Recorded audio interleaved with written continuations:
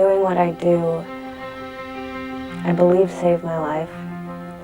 I know it's very different than most of the child actors you'll ever talk to. By the age of 10, Alyssa Milano was already a veteran actress. Her first job was a complete fluke. I was in the little girls' room when they announced my name. Soon, Alyssa was starring in other plays and small films. Hello? But it was an audition for a role in a sitcom that changed her destiny. There was this very grand soul in this very little body. On Who's the Boss, Alyssa Milano became America's favorite daughter and grew up before our eyes. I looked at the script and it said Sam's first broad. I was like, there's something very wrong with this.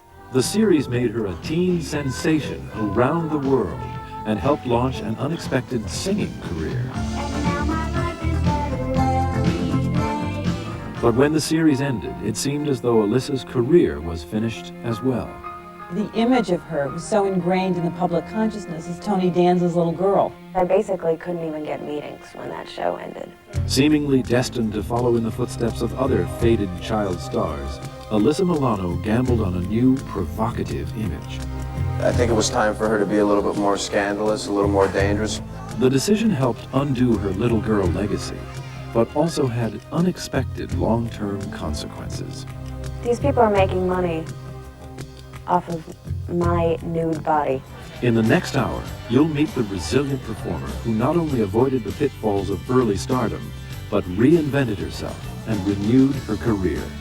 When you have child actors and they grow up and they're not robbing liquor stores, that's a success story. You'll discover how she and her family fought and won a groundbreaking battle over her likeness. Why can't I police the internet? Not only for Alyssa, but for all celebrities. And you'll learn how the ongoing determination to define her own image paid off with a successful return to primetime television. We were looking for the young, exciting person. There was nobody else we thought of. Alyssa stepped into a situation that could have been very awkward for her. From child star to leading lady, this is Alyssa Milano, Celebrity Profile. Alyssa Jane Milano was born in Bensonhurst, a Brooklyn, New York neighborhood with a rich Italian-American heritage. My parents met when they were 15 years old, got married when they were 20, had me when they were 25. Tom and Lynn Milano welcomed their daughter on December 19, 1972. My dad was a musician, and my mom was a fashion designer, so there was a lot of creativity. In the creative environment, Alyssa soon took her first baby steps toward a career in acting. Her mother, Lynn, recalls. It started at about 3. It started when she started nursery school. Alyssa's father, Tom. She was always play acting and performing around the house. I would come home from school and put on my little leotards and blast Aaron Copland in the living room and do little ballet moves. I was always a performer. In December of 1979, while watching others perform, Alyssa made a prophetic announcement. It was my 7th birthday. My parents took me to see the play Annie. And I'll never forget it because there was a distinct moment where I looked at my parents and I said, I could do that. Less than a year later, Alyssa's prophecy came true. Because both my wife and I worked, we had people who watched her. I wouldn't call them babysitters or nannies, but just friends. A friend that was an equity dancer took me with her for an open Annie audition. She said, I'm going to bring her down and see what's going on. And by that time, Alyssa had done some recitals and she was dancing. By 1980, Annie had become a Broadway phenomenon, and the first national road company of the musical was being cast by the play's director and lyricist, Martin Charnin. They had to close off 52nd Street because there were just so many kids. I saw the kids on stage singing and dancing, tap dancing, and singing Happy Birthday, and I was like, wow, I could do that. That's a piece of cake. And I did it. Originally there as a bystander, Alyssa became a participant in the audition process. I got this phone call saying to me, Lynn, you have to come down here because Alyssa was ready to audition. There was a line around the block of young girls trying to get into this theater. And I was like, okay, where's my kid? Alyssa was somewhere in the line of more than 1,500 children. So we kind of followed the line around, found her. came her time to sing to Martin and to do the dance number, and he told her to sit down. So we thought, oh, that's it, it's not going to happen. But Martin told Alyssa to sit down for a reason. She was just a very gregarious, outgoing, obviously talented, young child. From the thousands of girls who auditioned, Alyssa ultimately made it to the final round. I was actually in the little girls' room when they announced my name that I got the part, and my dad came running in. It was overwhelming in many, many ways. Many, many ways. It was, I think, really hard for them, but I was really adamant about doing it. There was no doubt in my mind that that's what I wanted to do. After the 7-year-old landed the job, Lynn Milano left her own job and accompanied Alyssa on tour. She was one of the few kids who was there from the beginning, got the job, and we could have kept her for as long as she wanted to stay. The tour took Alyssa and her mother across America, with periodic trips back home to New York. We came home 60 months later, and I had a lovely boy child 2 weeks after we got back. Alyssa's brother, Corey, was born in 1982, and with a new baby in the family, traveling was out of the question. So Alyssa began doing theater in New York. By 1983, she had been cast in 3 different plays, including All Night Long, an absurdist comedy that starred Mary McDonnell. And I played a test tube baby who lived behind a wall and only ate blue Jell-O. That same year, Alyssa, already a veteran stage actress at the age of 10, made her film debut in Old Enough, a coming-of-age story. Watch out! You just fell out of the window. There. You're dead. No, you're not. I feel that all of those experiences were my acting school and my acting class. It set the foundation for my ability. When we return, the audition that changed everything. For everybody that we read with, she was the girl that stuck out. And the challenges of growing up on TV. The next week I looked at the script and it said Sam's first broad. In 1983, Taxi star Tony Danza was cast in a new sitcom called Who's the Boss? He portrayed the father of a young Italian-American girl, a role which had yet to be cast. We're looking for sort of a tomboyish, somebody that had a lot of different kind of qualities, somebody who was, just terrific to look at, and yet had this real personality. Casting director Eve Brandstein was also looking for another quality. We needed somebody with a New York accent, because Tony had a very clear one. In November of 1983, 10-year-old Alyssa Milano auditioned in New York for the role of Samantha Micelli. And they put her on tape. They sent the tape out to Los Angeles. And we got a phone call that night saying that I had to fly to LA the next day to test. They had Corey, and he was maybe 2 or 3 months old. So I stayed back, and my husband took her, as excited as could be. But when Alyssa and her father arrived in LA, there was a problem. The pilot director said to me, you have to get back your accent. We worked really hard to have Alyssa not sound like she had this heavy New York accent. I had fought so hard to lose my accent because I was doing theater, I was a young theater actress. We thought that that was good training for her, never thinking that she might land a role as a Brooklyn Italian kid. Alyssa's audition at the network was only 2 hours away.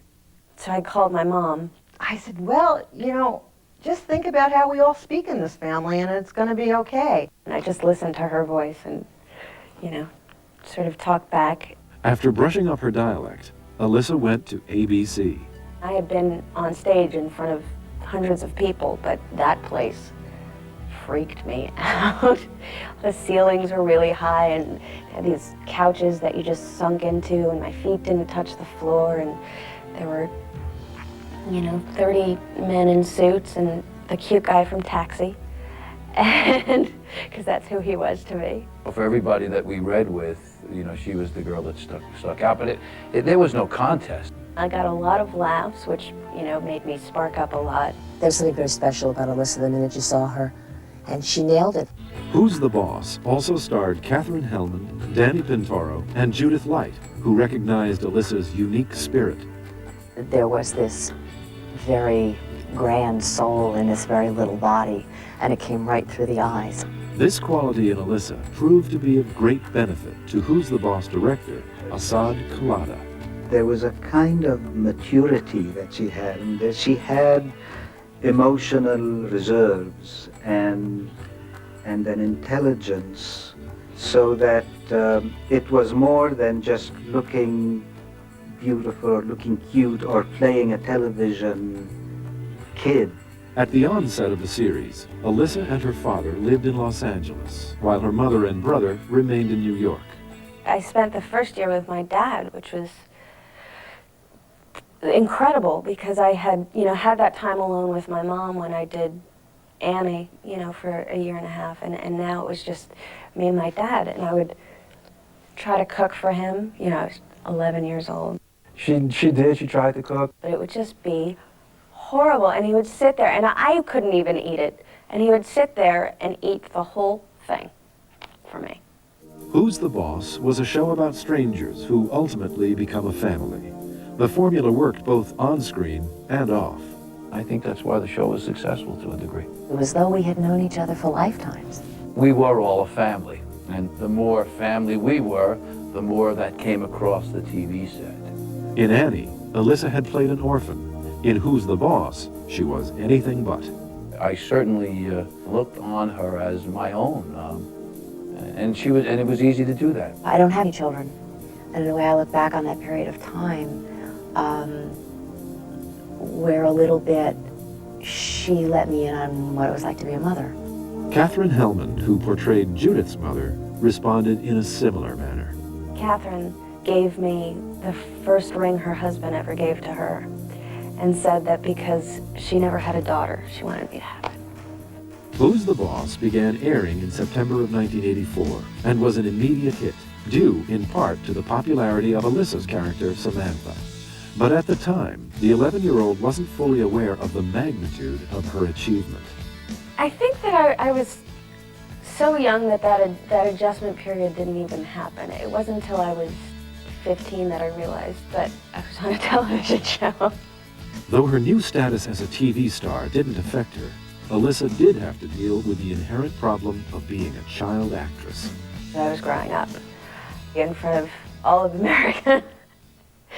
I came in with a little training bra one week, and the next week I looked at the script and it said Sam's first bra. And I was like, there's something very wrong with this. Here.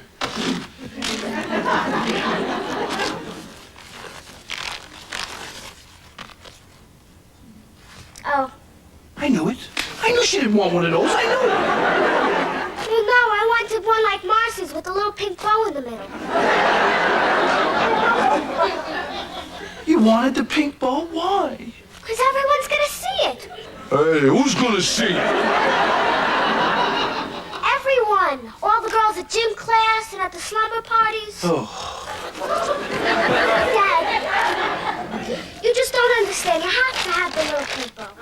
When I'd walk down the street and people would recognize me and be like, oh, it's horrible. Very embarrassing. In 1985, at the end of the show's first season, Alyssa went from playing Tony Danza's daughter to playing Arnold Schwarzenegger's daughter in Commando. He was awesome. He would help me with my homework, and so big, and we'd be just, walking to lunch or something, and in one swoop, he would lift me up and put me on my shoulder. For her work in the movie, Alyssa won a Youth in Film Award. But an even more surprising payoff from her role in Commando was yet to come. In 1987, 14-year-old Alyssa Milano's popularity as Samantha on Who's the Boss had grown to the point where she was receiving more than 10,000 fan letters each week. The show was in the top 10, and as Alyssa's TV family settled in for a long run, her own family was working on another project. I came up with the idea, let's do a workout video for teenagers. Alyssa's mother, Lynn, executive produced the video. Her father, Tom, wrote the music, and Alyssa sang the theme song.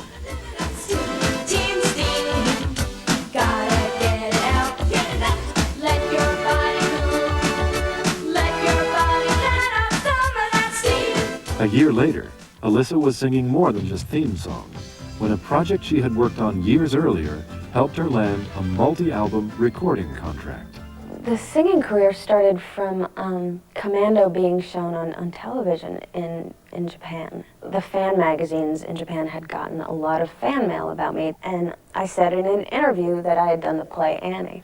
I guess a music executive read the interview and decided to offer me a 5-album deal.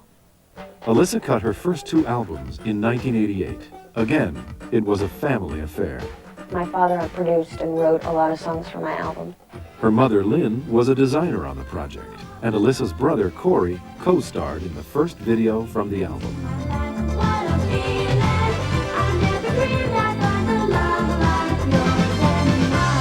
It was great fun.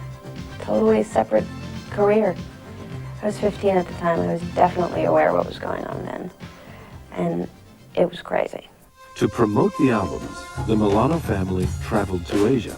It was a scary thing when we first got off the plane. It was certainly, we were not prepared for it. There were screaming fans waiting for her at the airport. Definitely a shock, especially since you just have no idea of how big you are someplace so far away. Her debut album, Alyssa, rose to the top of the charts in Japan.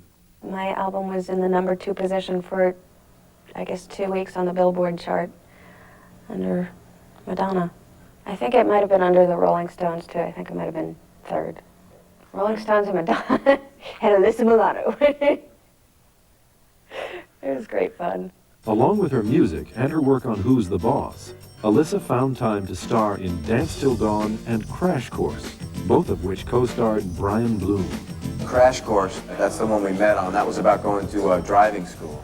Danza Till Dawn, which is a prom movie about, you know, just the stuff we were all going through in real life. Romance, music, love, proms, graduating, all that kind of stuff.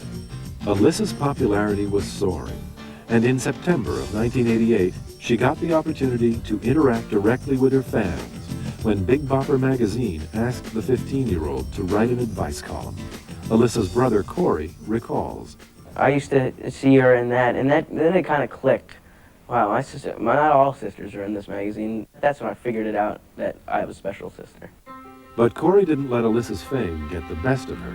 It was hard to get a big head when, you know, your little brother was pointing out your pimples. Some of the letters to Alyssa were simple to answer, You know, the beauty and makeup tip ones were fun. while others left a lasting impression. Kids would write to me and say, you know, I'm pregnant and you're the only person I'm telling. You know, what do I do? Alyssa's advice to these girls reflected the close ties she shared with her family. I told her to tell her parents and to have faith that they would support her. And she wrote me back saying that everything turned out okay. When Alyssa became aware of the seriousness of teenage drug abuse, she joined First Lady Nancy Reagan in her Just Say No to Drugs crusade. Alyssa was born altruistic. Alyssa is about other people. To listen to Alyssa, you know that she gets it. At work, Alyssa also demonstrated her concern for others.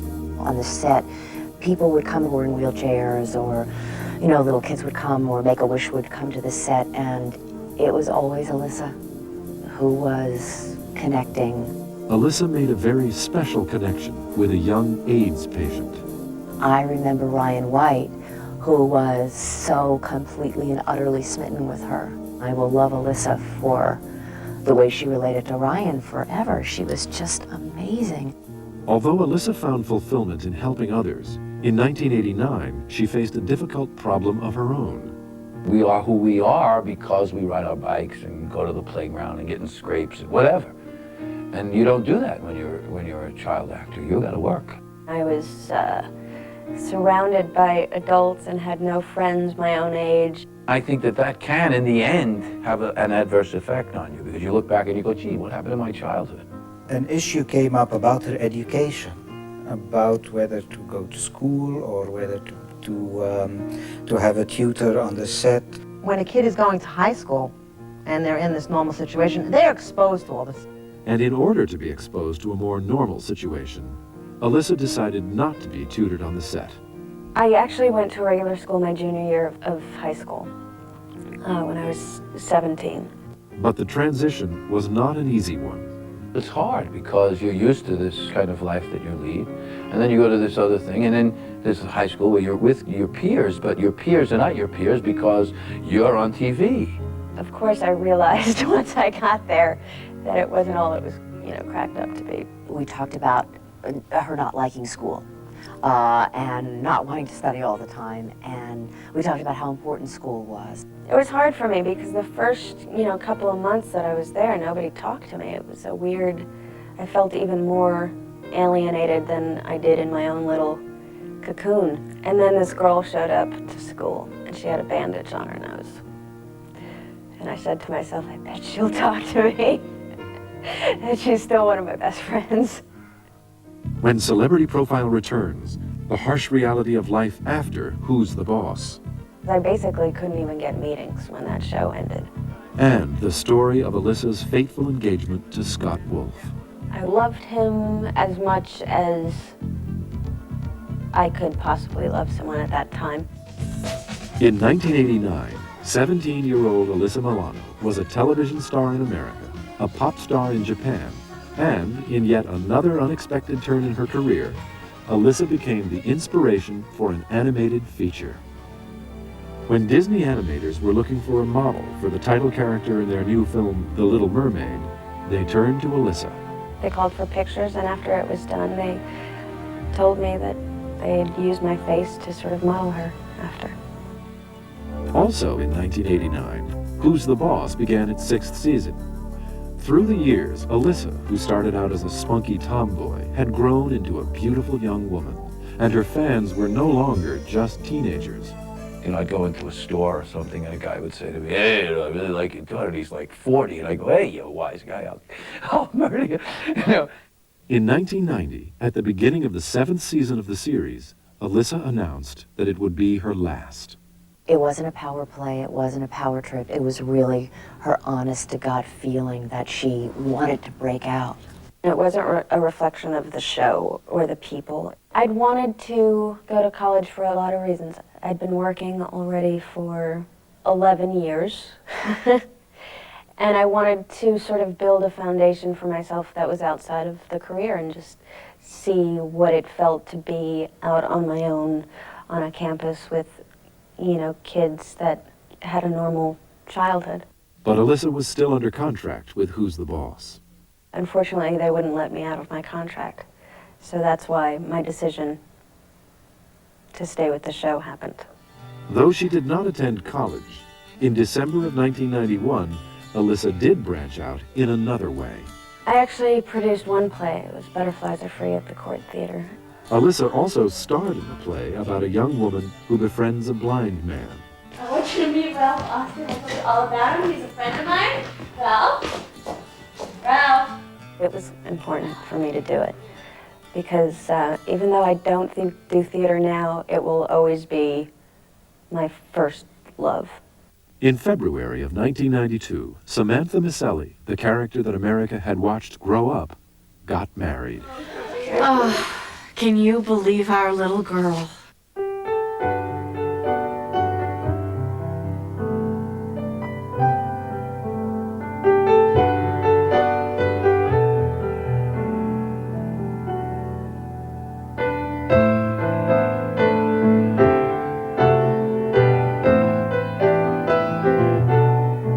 In September of that year, after 8 seasons and 172 episodes, Who's the Boss left the air. Dad! Huh? Catch! It was like graduating high school. It was like a really beautiful jail sentence during that show where it was an incredible experience, but I was tied down for 8 years. It was hard. But harder yet was what Alyssa would do next. She was very frightened when Who's the Boss went off the air. I wasn't an idiot. I was aware that the kids from television usually don't go on to have a career when they're adults. It scared me.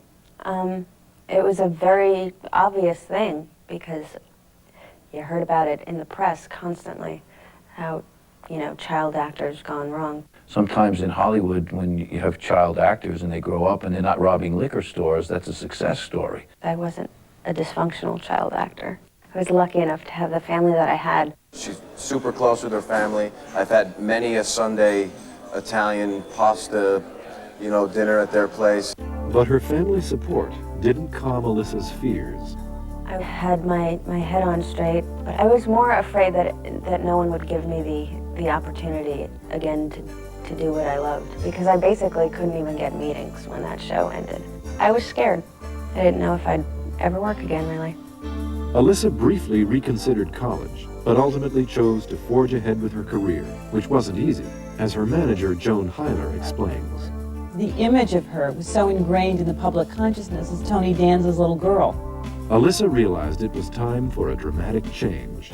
She had always played this very wholesome, sweetie pie girl, and she knew that the juice was in that bad girl role. So we started out changing things, and she started getting into rooms and reading, and eventually got Where the Day Takes You. Where the Day Takes You was an ensemble drama about homeless teenagers. Alyssa had a cameo as a streetwise prostitute in the 1992 film. Also that year, the 19-year-old played a vigilante in Double Dragon. The film co-starred Scott Wolf, whom Alyssa began dating during the production. I was very young and loved him as much as I could possibly love someone at that time. Though the film was not a success, Alyssa and Scott's romance was. We did a lot of laughing. It was really a great thing. The couple began a committed relationship and were soon talking of marriage. In 1992, 20-year-old Alyssa Milano set out to prove she could do more than just play Tony Danza's daughter. Her efforts paid off in 1993 when she was cast opposite Jack Scalia in Casualties of Love. She was just making that change from the little girl we watched grow up on Who's the Boss, and now taking on a dramatic role that had as much publicity as one story could have. The television movie was about the infamous affair between Amy Fisher and Joey Buttafuoco. Everything had to change for this movie for me. It's like not any Alyssa in it. It's all Amy. I'm gonna give you a special code. You know what code I'm gonna give you? 007. 007? What am I, like James Bond, O.B.? No, you're not like James Bond. James Bond doesn't even come close to you. 3 actresses portrayed Amy Fisher that year, but Alyssa's performance won the greatest praise from critics. I think that I got such good reviews because I had the juiciest Amy. She was portrayed as totally psycho. She kept it simple and didn't go over the top with it. She just brought a sense of reality and realness to it. Alyssa continued to shatter her nice girl image in October of 1993 when she posed nude for Bikini Magazine.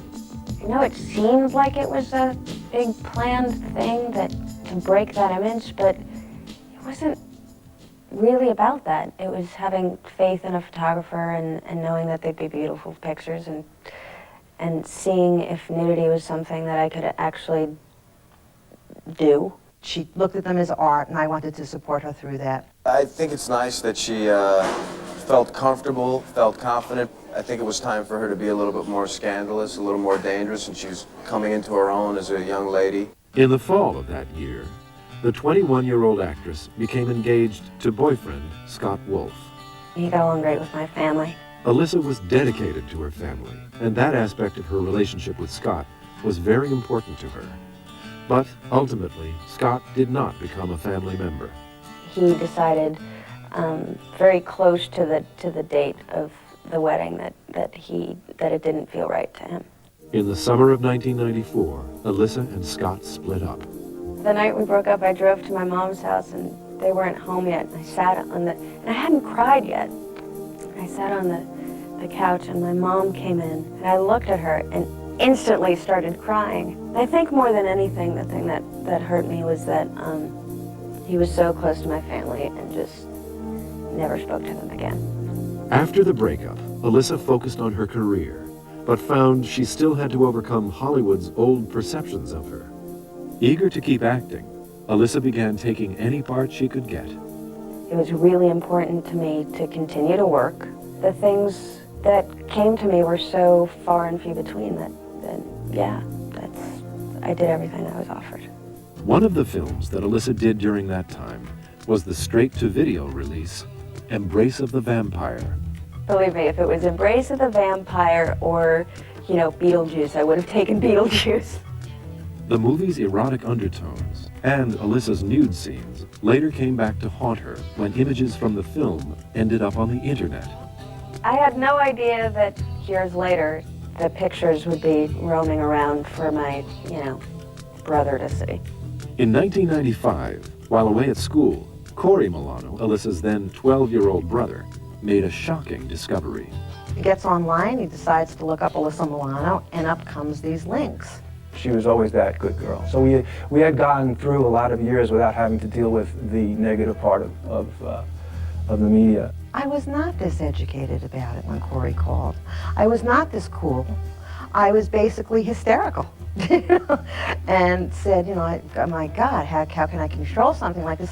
Without her knowledge or authorization, the nude movie images had been posted on the internet.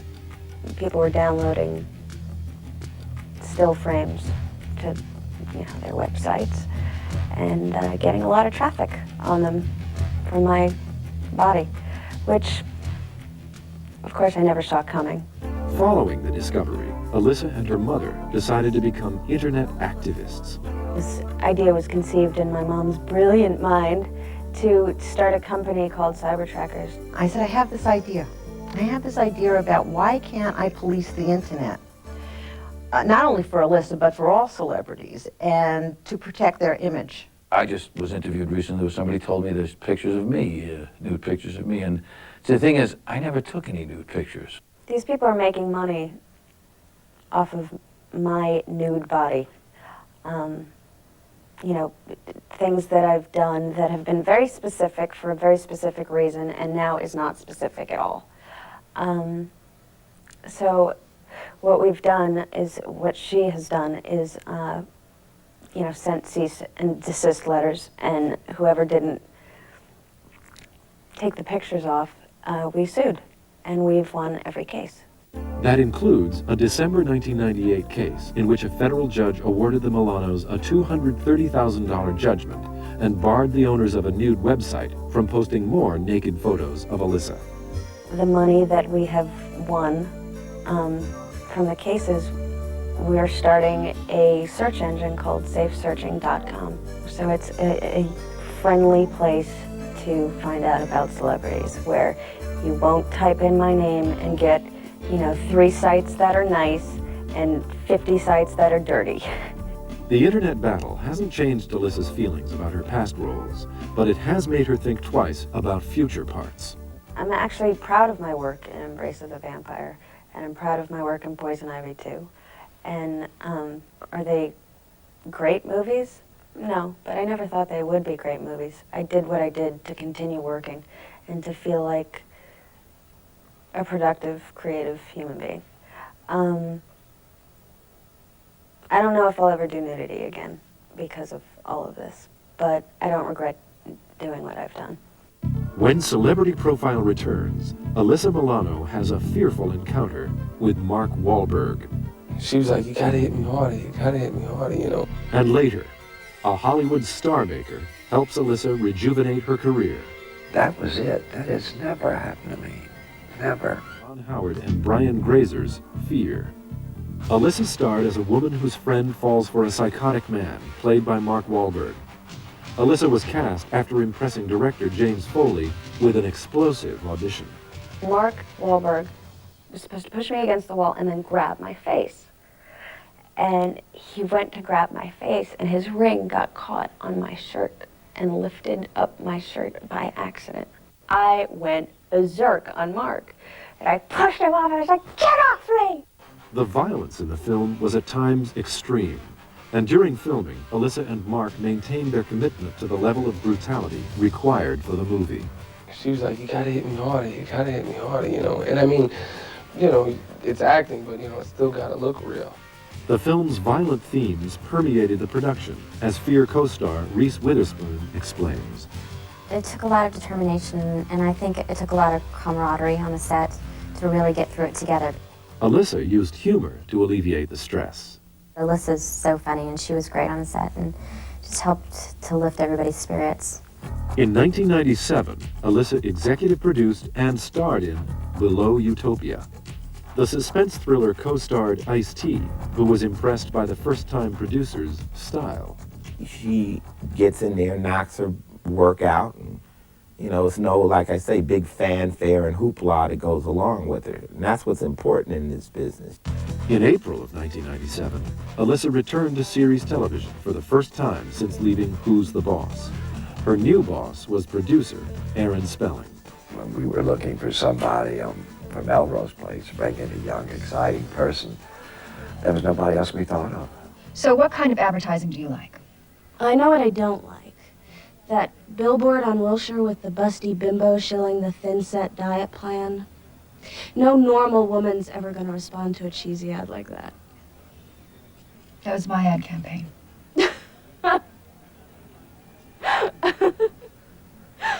I'm so embarrassed. Yeah. For you. The Melrose Place cast had been together for years, and on Alyssa's first day at work, she felt like she was the new kid in high school again. Exactly, not knowing where to sit at the lunch table. Thomas Calabro played Alyssa's brother.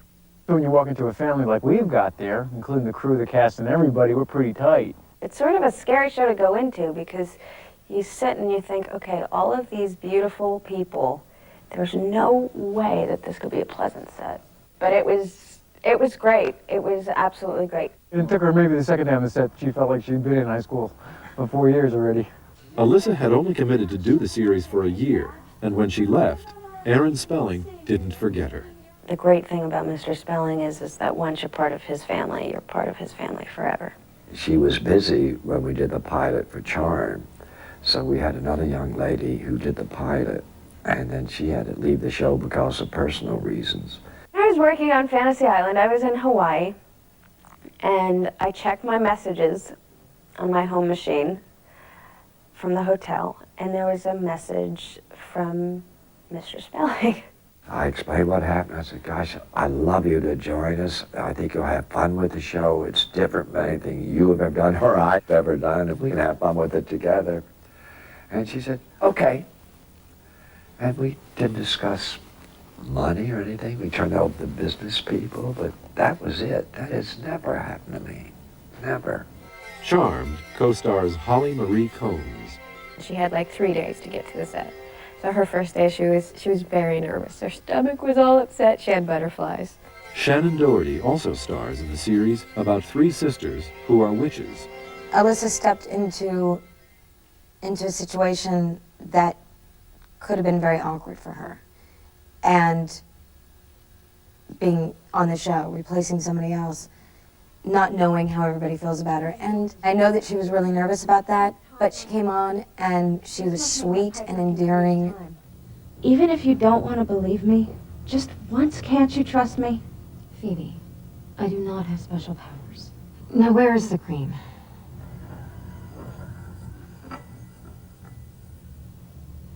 Really? That looks pretty special to me. Alyssa Milano is an uncommon commodity. She is one of the few performers in the history of Hollywood to make the nearly impossible transition from child star to successful adult actor. Her Who's the Boss co-stars explain why.